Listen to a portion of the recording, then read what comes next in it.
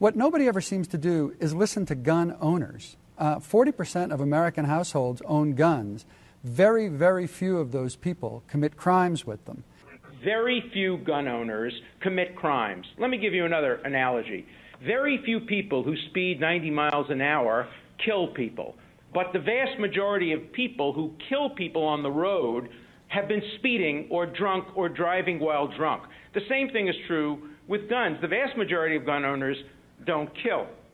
But people who do kill tend to kill with guns and often with illegal guns.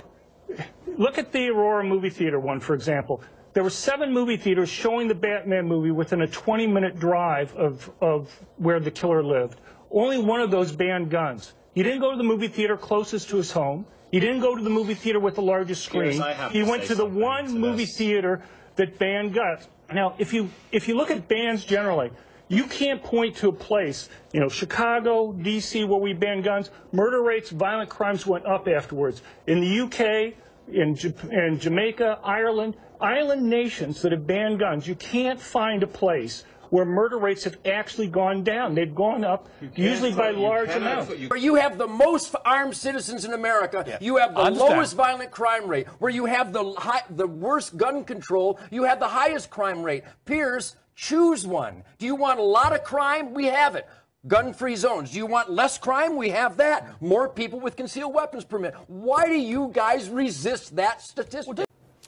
Well, the alternative is what we have seen, where people were reduced to waiting to be murdered without being able to do anything effective to protect themselves or the adults to protect the children.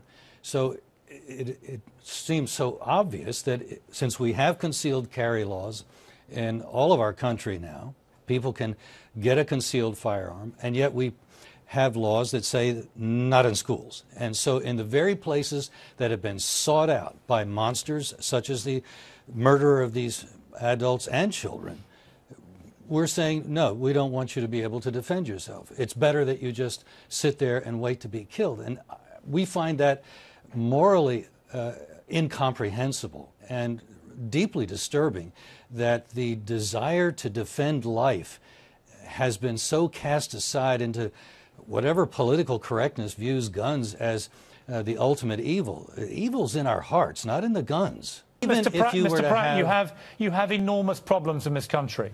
You have over 300 million guns. You have 311 million people, many of which are children. You have more than a gun per adult in this country, and you have by far the worst rate of gun murder and gun crime of any of the civilized countries of this world. Particular stat that Morgan has been citing for weeks.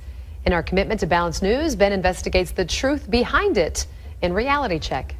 Where the argument falls apart is when you attempt to claim that fewer guns equals less crime. The U.S. has the highest gun ownership rate in the world, an average of 88 guns per 100 people. That puts it first in the world for gun ownership. Yemen is second with 54.8 guns per 100 people. So that means the U.S. has the highest gun murder rate as well, right? Well, no. Honduras, El Salvador, and Jamaica have higher rates. So do 24 other countries. The U.S., despite being #1 in gun ownership, is number 28 in gun homicide with a rate of 2.97 per 100,000 people. Of course, Piers Morgan isn't calling for the U.S. to be more like El Salvador and Honduras. He's calling for us to be more like Great Britain. So what do the numbers look like there? The UK has the second highest overall crime rate in the EU. The UK has the 5th highest robbery rate, the 4th highest burglary rate. But more importantly, the EU named Britain as the most violent country in the EU. In the UK, there are 2,034 violent crimes per 100,000 people.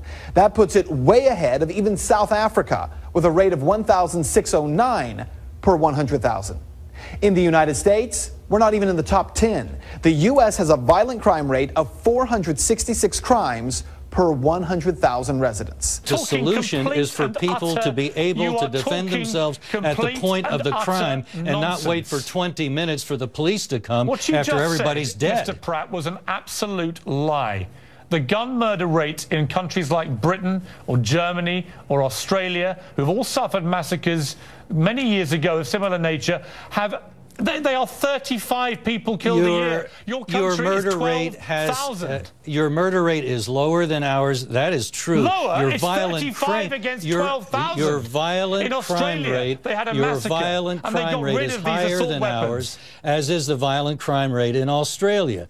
America is not the Wild West that you are depicting. We only have the problem in our cities and unhappily in our schools, where people like you have been able to get laws put on the books that keep people from being able to defend themselves. I honestly don't understand why you would rather have people be victims of a crime than be able to defend themselves. It's incomprehensible. You're an unbelievably stupid man, aren't you? It seems to me that you're morally obtuse. You seem to prefer being a victim to being able to prevail over the criminal element. And I don't know why you want to be the criminal's friend.